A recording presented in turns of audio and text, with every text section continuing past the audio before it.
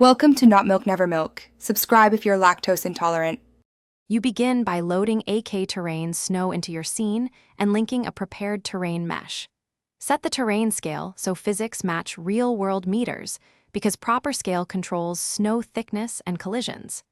Next, assign the terrain to the target layer and enable collision sampling. This lets snow settle correctly. Once done, configure tile resolution between 0, 5, and 2 for a balance of detail and performance.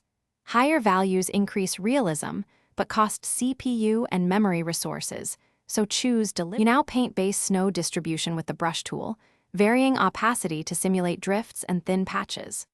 Once painted, enable procedural accumulation so the system adds layers over time.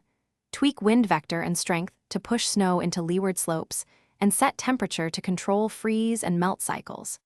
Then configure particle spawn rate and lifetime so flakes build realistic layers without popping.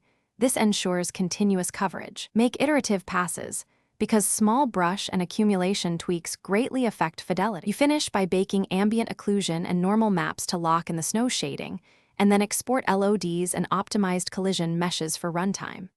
After baking, profile and reduce tile resolution or enable distance culling if performance drops. This keeps frame rate stable.